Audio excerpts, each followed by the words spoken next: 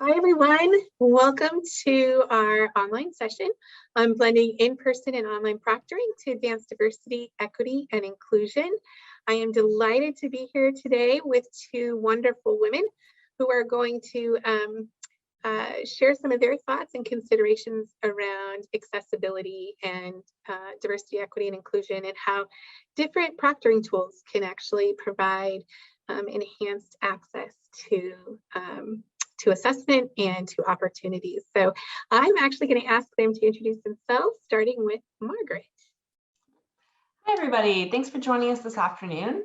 I'm very happy to be here today to share some insights, experience, and frankly, questions for the discussion. My role is with Examity. I'm the Vice President of Business Development on the education side of Examity. And what that really means is that I lead a team that consults with higher education institutions on their online proctoring needs and really provide best practices and make sure that online proctoring is implemented effectively at the institution. So it's been an interesting road over the last couple years, and we're very excited to share some of our learnings and insights. But I will say that, really we listen a lot. And with that, we definitely have looked to, participate in the conversation around DEI and, are happy to share some of those insights today. Before I joined Examity, I worked in higher education technology with McGraw-Hill for about, I guess, just over 10 years. And that was also a role that had me consulting with administrators and faculty on the effective implementation of course resources. So really having that insight at the course level, what it takes to prepare students and aligning the assessments to the learning objectives and demonstrating knowledge effectively. And how do you work with students to make sure that they're successful and prepared? So very excited to be here today and look forward to the conversation. Margaret, Kathie? Thank you. Yes, I'll add my welcome to everyone. Thank you for joining us this afternoon for this conversation. My name is Kathie Montognese, and I'm the Senior Assessment Manager with the College Board. I work with a program called AccuPlacer. Most people, when they think of College Board, think of SAT and AP, but there are several other services that we provide, and I work with one of those other programs. We work with about I would say our split would be about 60% community colleges and about 40% universities use the AccuPlacer program for placement into programs and into courses. Prior to joining the College Board, I worked at a large technical institution in the state of Minnesota. It was actually the largest one for more years than I like to say out loud. For about 28 years, I worked in all areas of student services at that institution. So I'm happy to be here and look forward to the conversation. Thanks, Kathie. And my name is Rachel Watkins. I am the CEO of Cornerstone Strategies, which is a boutique firm within the assessment and education space that assists with strategic services to the assessment and education industries, including exam security and privacy, as well as strategy planning and related needs. And I have also had the privilege then of serving in the role of Chief Science Officer with one of my favorite clients, Examity. And we are delighted here today to be able to bring this conversation to you. I have spent over the last 15 years in the assessment and education space. And prior to founding Cornerstone, I was head of exam security at ACT. Before that, I was actually in-house, managing the in-house legal department for a publicly traded franchising manufacturing organization. So I'm an attorney by trade. And this topic itself has been of great, it's very near to my heart. And of great interest to me as we think about how we continue to grow and expand access to education and assessment and opportunities through the work that we all do. So I'm delighted to be with all of you here today. If you have questions, I'm going to try and monitor the chat. It looks like we have kind of a cozy group today, so this will be nice. We'll be able to have a conversation around this. That is how Kathie and Margaret and I thought we would go through this, is just more as a conversation None of us are DEI experts, so I do want to lay that out there. This is important to us, but we're not giving you, DEI advice. We are giving you perspective that we can offer through our years of experience and through the different clients and the contacts that we have in the industry, and tell you that for all three of us, this is a really important conversation. And I think conversations is a big key. In that, because I think these are conversations that need to continue to happen. I don't think there's kind of a one and done, silver bullet when it comes to accessibility and diversity, equity, and inclusion. Those are considerations that we need to be looking at over and over again. And I know, Kathie, our topic is online proctoring, so we're going to eventually get to the topic of test delivery. I'd like to talk with you for just a minute, though, because I know for psychometrically prepared exams, there's a lot that goes into making certain that the test content itself is caring for diversity, equity, and inclusion considerations. So I wonder if you could just share a little bit about what the College of Art does for that. Absolutely, yes. All of our programs very much have different levels of this, but I can speak to the Accuplacer program and the way that we kind of work through this. One of the things is we're an online program, and what that allows us to do is with all of the items that are developed, we're able to do something that we call real-time field testing, which means, and we're in about 29 countries, including Canada and the United States. So that's a wide range of different populations, and we're able to field test those questions before we actually put them into the pool of questions to make sure that they're performing the way we would expect them to for the different populations. So that's one very key important thing that we do with each of the items. But even before an item gets into that field testing state, we have several different review committees that look at each one of the items and through different lenses, if you will. We have the content experts that come from the classrooms, from K-12, from higher ed.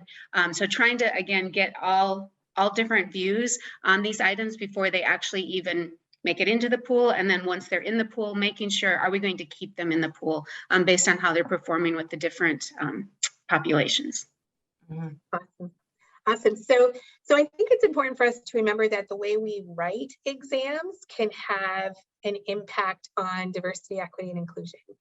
And I think it's important for us to remember that having a diverse group of, in this case, item writers and item reviewers can help with that.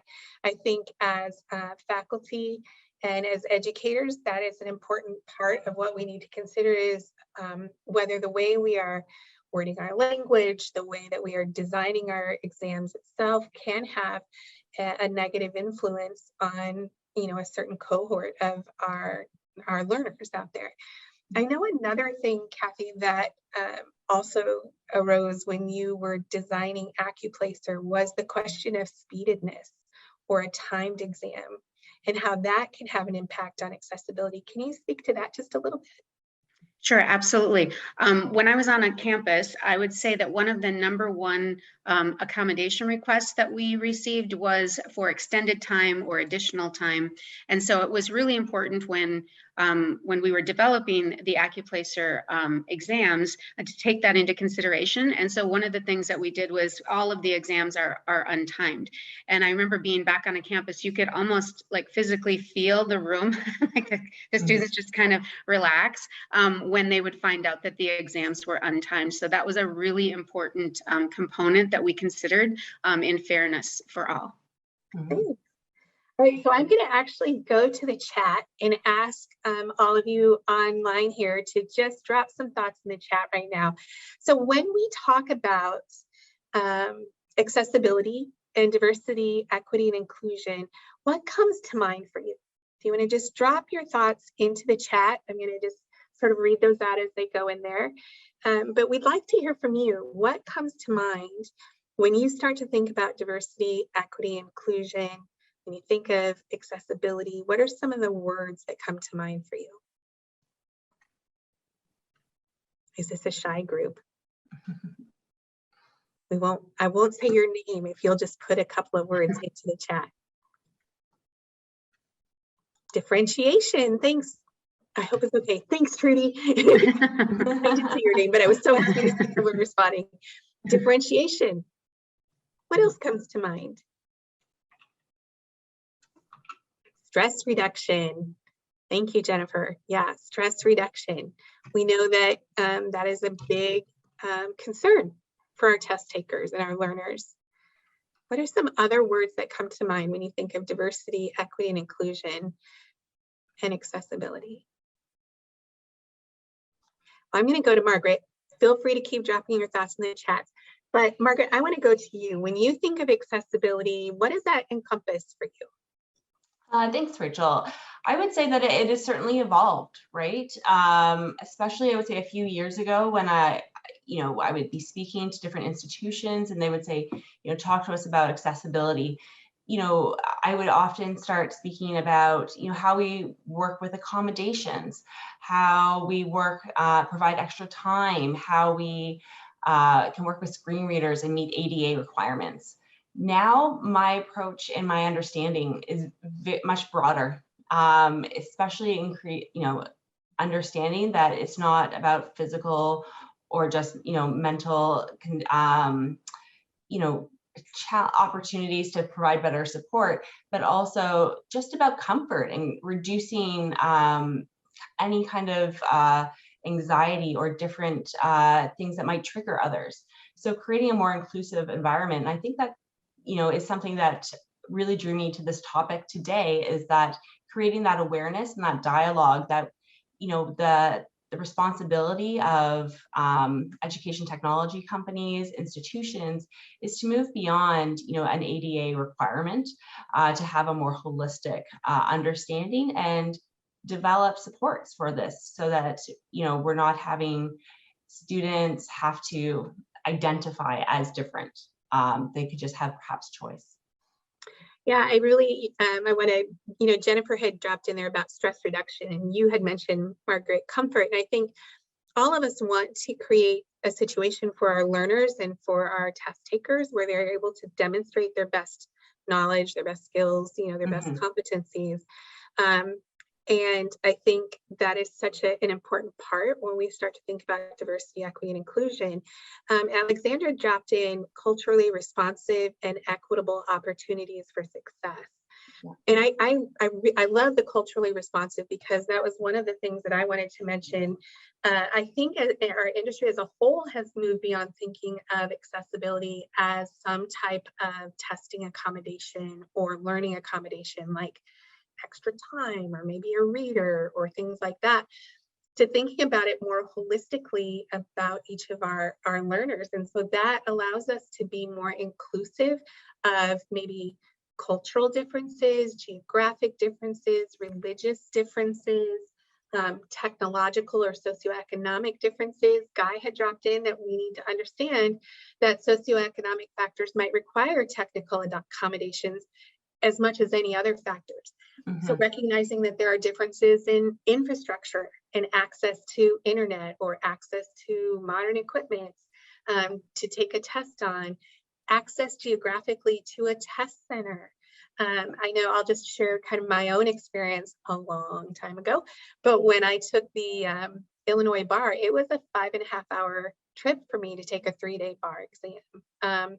And when you're kind of a broke college student, that is a long trip. I had to spend the night somewhere, so that was a lot of money for me. And it was, just one challenge that I had that perhaps others didn't have in getting to the bar exam itself and just being able to demonstrate my skill sets. And I say that like 5.5 whole hours.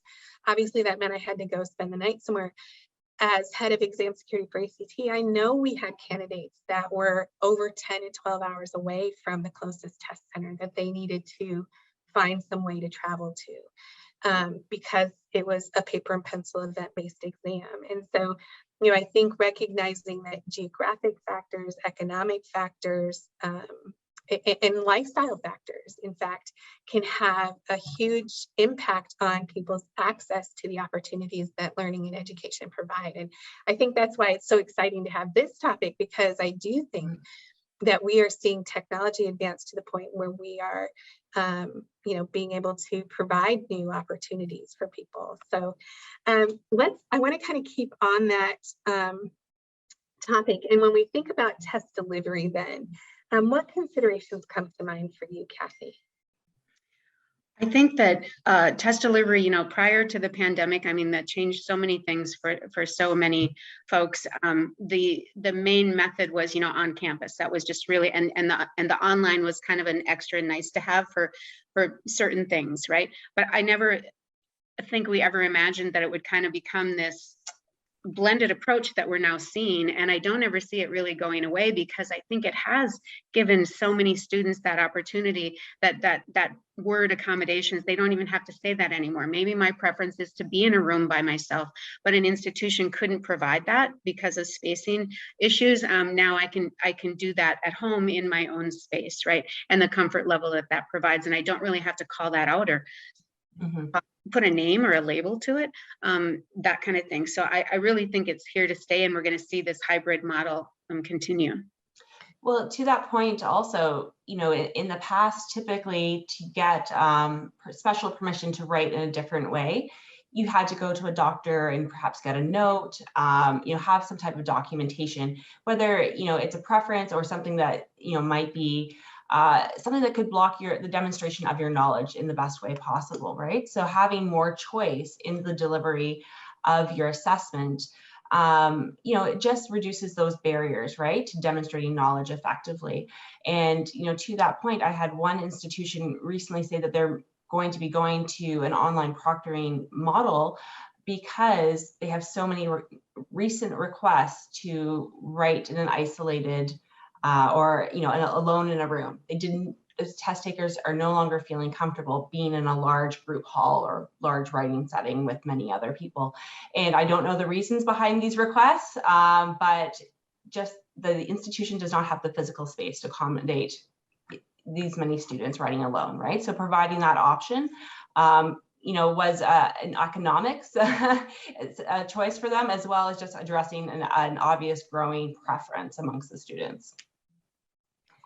Yeah, I would be curious, just as we were jumping on here, we were having a conversation with Brad, with Unison, and we were talking about how having both online and in-person conference offerings has kind of opened up opportunities for our attendees. And I would be curious if you guys would be willing to share, are some of you in a position where if this was not an online offering, you would not have been able to attend?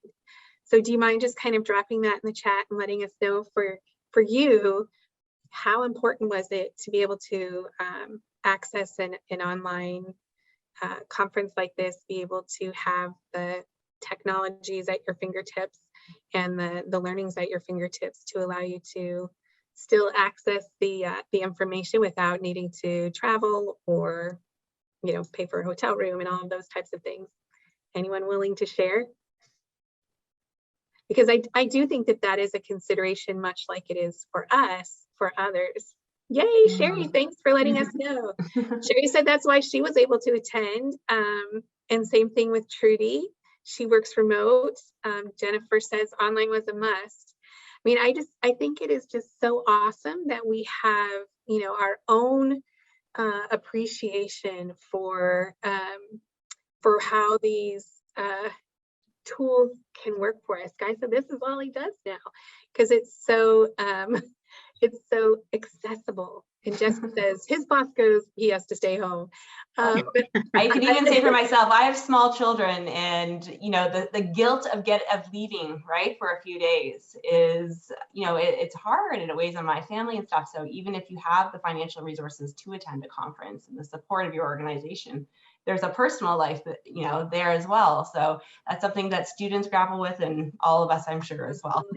Absolutely. Yeah, Beth is saying she's in the same situation when it comes to caregiving responsibilities. And, we also have students who they work during the day, right? And so to be able to access assessment, to access learning at a time that fits in their schedule, because the kids are asleep, or the parents have, if you are caring for older parents, right, that they have been cared for, and you've got this lot of time as a test taker and as a learner that allows you to access learning, that allows you to access assessment, that if you had to go to a test center, they're just not open. They're not open when you're needed. So I want to talk a little bit then, kind of riffing on that concept, about how you see blending in-person, test center testing and online proctored exams. Kathie, I want to start with you. How do you see that meeting the needs of your test takers and really trying to address some of the accessibility, the diversity, the equity, the inclusion conversation that we've been having? I think all the things that we've said so far, right? All those things, but what comes to mind this morning, I was working with an apprenticeship with the US Navy program, and they are really trying to get candidates. They're trying to broaden their pool of candidates, and they're located in San Diego, and they have a great pool from there, but they're trying to go bigger. And so remote proctoring, I talked to him about that, and he didn't know about it, right? And was very interested. And I think that's the way they're going to go. And what they were so excited about was the folks they'll be able to reach now, right? And to be able to reach them at times, because he said many of these folks who applied to the apprenticeship programs are working during the day, right? And just didn't have access to pay to fly there, right, to take the test, right? And he said that an interview is required, so they do have to come for that, but that would have required 2 trips. And he said most of these folks, wouldn't be able to do that. So online remote is what they're leaning toward. And that's just one example. It's just like so many every day that we're hearing about how this is just really giving more students a broader access to opportunities. Yeah. How about you, Margaret? Yeah, I mean, it is something that I think everyone, I'm very much a proponent of choice, and that's what I've heard, is that especially with the AccuPlacer assessments, right, where, there's such a diverse acknowledgement, frankly, of the diversity of students, especially, increase in international students, and their travel ability has been hindered, and just diverse backgrounds and beyond kind of different traditional accessibility issues. But I think above and beyond most has been the thing I'm hearing more about is financial accessibility, the accessibility of different devices, and acknowledging kind of those range of issues. And so having the option to, take an assessment, on a device in a public setting, or,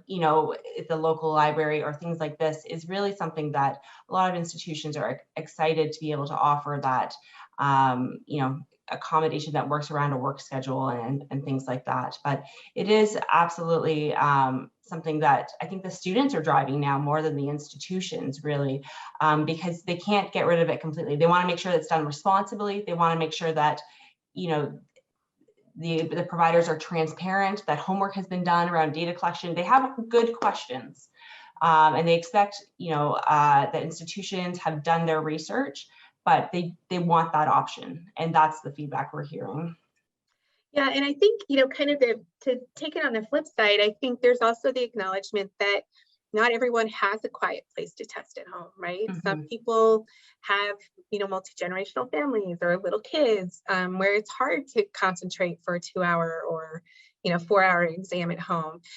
Some people may not have the internet bandwidth that they need, or the broader, larger computer screens that would make assessment or learning a little bit more convenient. And so being able to provide those opportunities at an institution or other location that provides the setting that test takers need to be able to do their best, I think is why that blend is such a wonderful choice, right? Such a wonderful thing for test takers, because it really does give them the best of both worlds.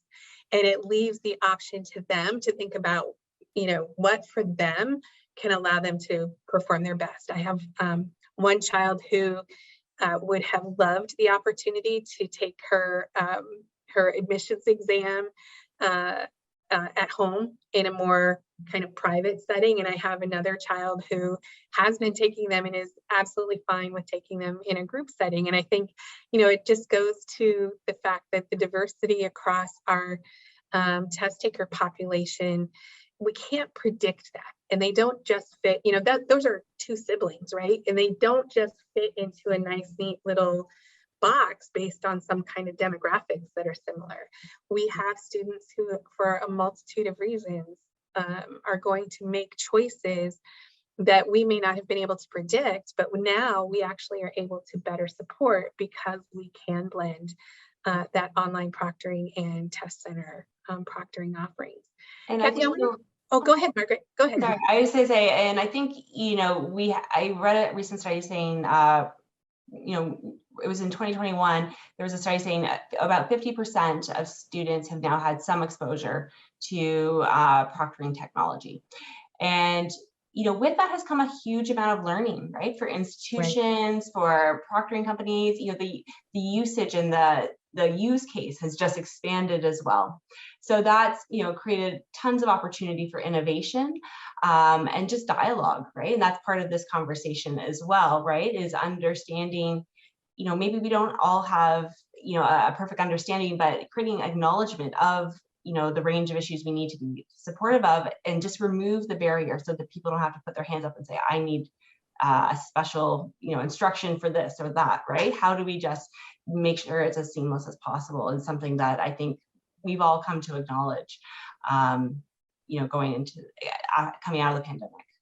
Yeah, and I think it's that conversation, that piece that's so important, right? And not making assumptions or not expecting people just to fit within that box, but continuing to have ongoing conversations, continuing to try and collect data that allows us to position learning and position assessment so that it can be as as accessible as possible to as many learners out there as possible. And I think the technologies that we have today make that so much more likely for us to be able to continue to have the conversation, continue to advance than certainly even just 10 years ago.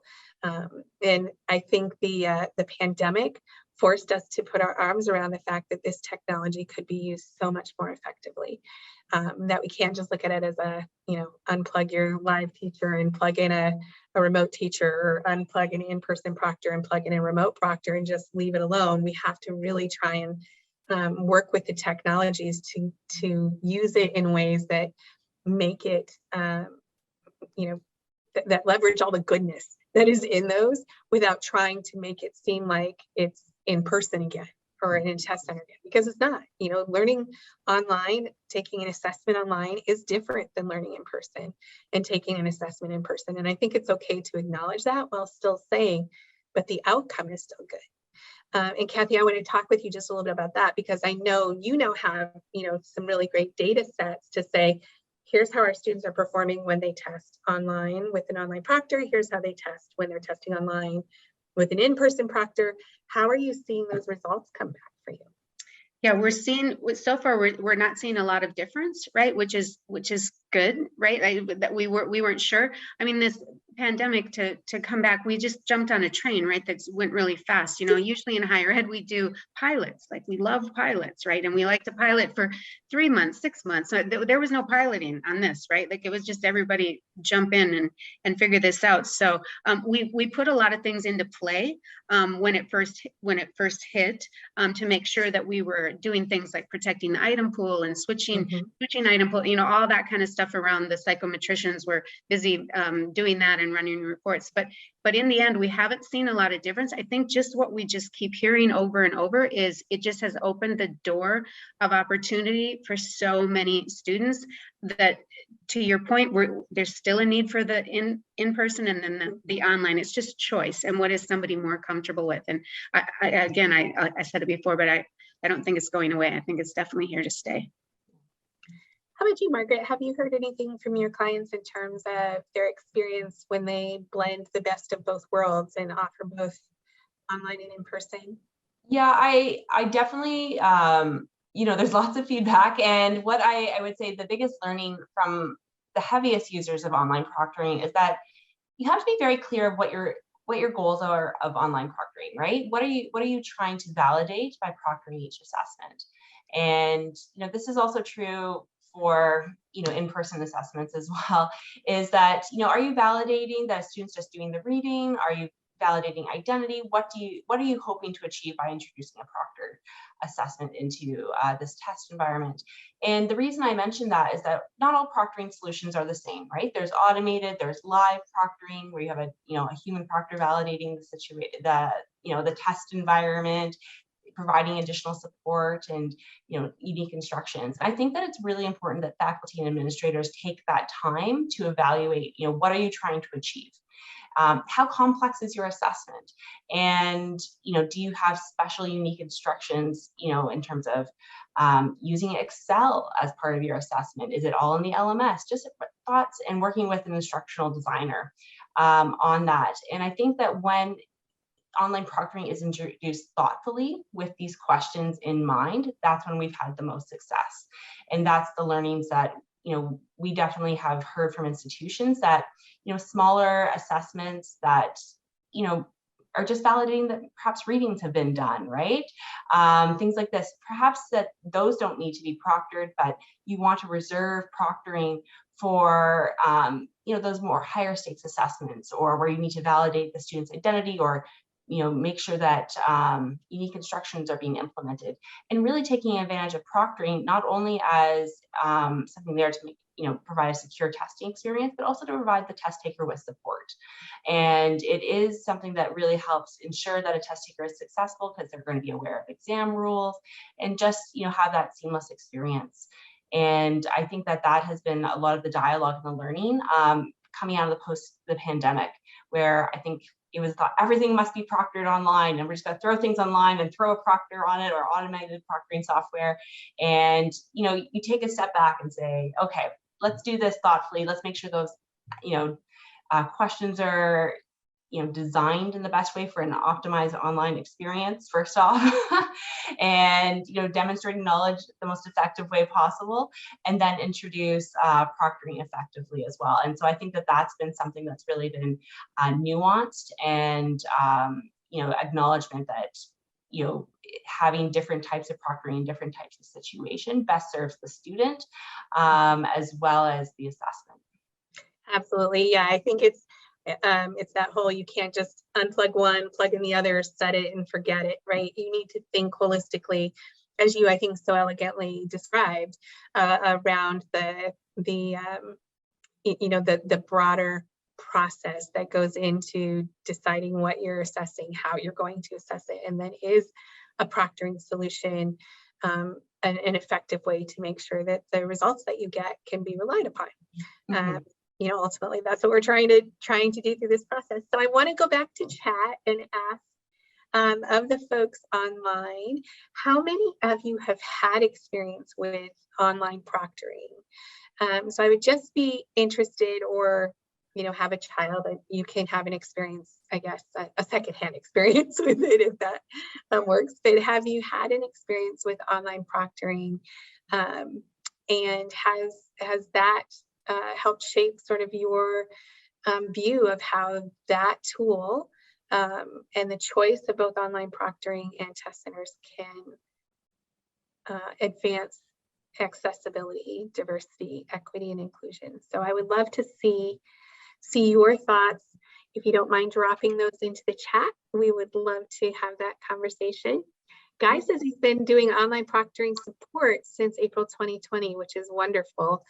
I think going back to what Margaret said, proctors, whether they are in person or online, serve a role beyond just being testing police. I think that is an unfortunate box to put a proctor in. Certainly they're there to help support the testing program to make sure that the rules or the parameters that they're setting for an exam are adhered to, and they are definitely there to help create a more positive assessment experience for test takers, whether that's helping them with tech support, helping them reminding them again of, hey, remember, these are the parameters that you need to take the test by.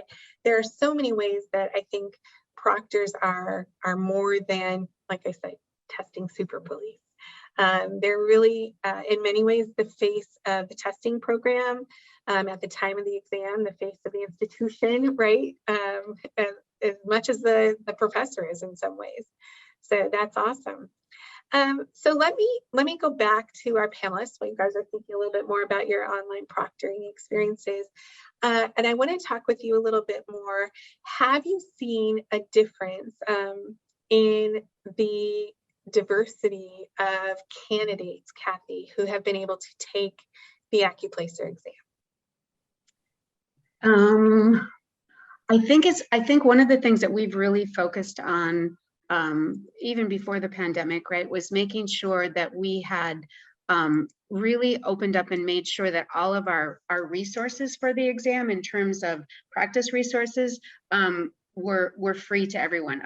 A mission, our College Board mission is to get students from K-12 to higher ed. That's our whole mission in a short sentence, right? And so that was really important with all of our programs, actually, to make sure that nobody had an unfair advantage, so to speak, because they came from a situation where they could afford some different kind of preparation materials or that sort of thing. So really making sure that all of our official practice resources were open. I don't know if that really affected like the diversity that we saw, but we just knew that that was fitting into our mission to make sure that all were included in that and making that very equitable. I do know that one of my colleagues works at an admissions program, and they absolutely saw their diversity numbers change. The incoming class for their admissions program, it was for a graduate degree, was the most diverse in history, which I think is really cool. With That's super cool. Yeah. So I mean, I think that supports the the goal of what we're talking about, that the numbers are starting to support that having that kind of opportunity for candidates does provide access to a much more diverse group of learners, and that is certainly a good thing for all of us, I think. Margaret, have you heard anything from your clients or customers along that? Well, I mean, pre-COVID, it was very much, students who had opted to take an online course that were exposed to online proctoring, right? So they knew that was part of the deal. Then, that choice was kind of taken away from them, and they were exposed and perhaps unprepared. And what I think we've all learned and acknowledged is that transparency and communication is paramount. When you're introducing any technology, but specifically in a high stakes scenario. And, we definitely advocate that, the fact that online proctoring technology would be used, and of course has to be communicated at the onset. And, we provide videos and practice assessments so that they can go in and familiarize themselves with the technology ahead of time. And really, more than anything, it's almost like providing the FAQ around what information is going to be captured about the student, how is data stored, what is the responsibility of the proctor and themselves, and who makes the decision. And that's still the instructor. And there's so many myths, and I think the transparency is essential to make sure that students understand exactly what that experience will be for them. Additionally, students are empowered. And I think that needs to be part of the conversation as well. They get to pick where they write that assessment. So they can pick a space they're comfortable having their webcam on in. And I think it's very important to reduce anxiety, which is, probably one of the top conversation points I have. Beyond test security, really, it's often about that. And I think that, we have great answers, but there's an empowerment there to the student to control, and we want to make sure that the student feels empowered. So a couple of things I want to follow up on that. So one is, Trudy, thank you for dropping your experience into the chat. So Trudy was saying that she's worked as an ed tech specialist and in charge of selecting the remote proctoring for their campus, which is at a rural institution. And she also worked on creating a hybrid proctoring solution. And because she's at a rural institution, not all of her students had a strong internet connection at home. I live in Iowa, where a third of our counties are actually broadband deserts.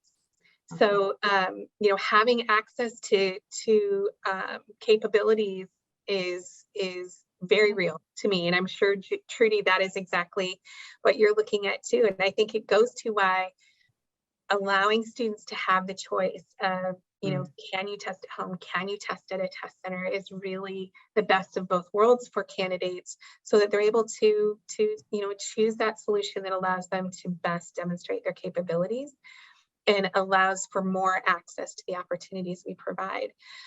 One more thing, I'm just going to ask all of you, we're going to go back on kind of that little time machine and say, if you were to reflect back on your comfort level with using Zoom or Teams at the start of the pandemic to now, how would you say, you know, are you better today? Are you worse today? Or are you about the same?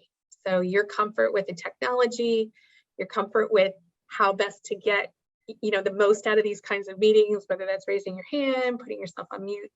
Would you say you are better today than you were when, you know, we went into the lockdown in 2020? Are you worse, or are you about the same? I'd really be curious to hear from you. So if you would put that in the chat, I would love to just kind of get a sense for that. Margaret, I'm going to ask you just to tell us verbally, do you think you're worse, about the same today? I'll say this. I went on maternity, and I'm Canadian, so I have a long maternity leave. I went on maternity leave, and I was on conference calls all day, but they were phone calls.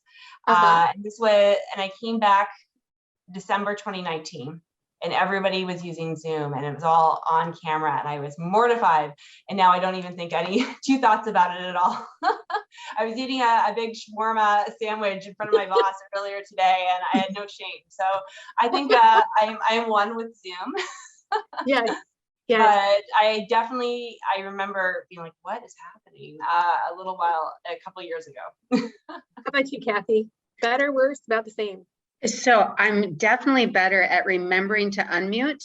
That was horrifying in the beginning, right? Like, how many times did you do that? But I was kind of, I'm not really a good measure. I was remote before remote was kind of a thing. So I had, but what I've gotten better at is the different platforms. Like, you never know what you're going to get, right? Like, is it going to be Zoom? Is it going to be Teams? Is it going to be go-to meetings or what? So I think I definitely feel more comfortable and not as panicked about, oh no, there's a new platform, and am I going to get in? Jump on a Blackboard Collaborate call this morning, and it was terrifying. Well, I think, you know, those are things that I think when learners first went on, obviously they were learning a new tool, just like, you know, we have had to learn. And I do think over the last 2 years, our students, our learners have, you know, had more comfort now with what it means to be online. And I think that's going to continue to make a difference too. I think, you know, I have a client who did a survey of their test takers just shortly after everything shut down to see how do you think you can test? Would you prefer to test in person? Would you prefer to test online? Most people were saying, I want to do it in person. I don't like this online stuff. Fast forward 6 months after they'd been learning online for, at that point now, probably 8 or 9 months. They had been testing online, drastically different survey results. And I think as we get more comfortable with what it means to interact online, to demonstrate our competencies, to learn online, and all of us get better at that, right? Not just the learners, but educators, assessors, proctors. I think we are going to just see more and more comfort with how we can engage with each other online and provide those options to our students, to our learners, in ways that make accessing education and credentials and score results like the AccuPlacer and some of those important data points that type of assessment provides, make it more accessible to so many more people out there. So I want to thank Kathie for joining us. I think really highly of the AccuPlacer program. I think the work that you all do is so important. Margaret, I want to thank you for joining us too and talking about Examity and how online proctoring has kind of opened doors for your clients that you work with as well. Everyone who joined us here today online, thank you so, so much. It's been a joy to be with all of you. I wish you all a wonderful rest of your conference and rest of your week. Thank you, everybody. Thank you, Rachel. Thank you, everyone. Bye. Thank you.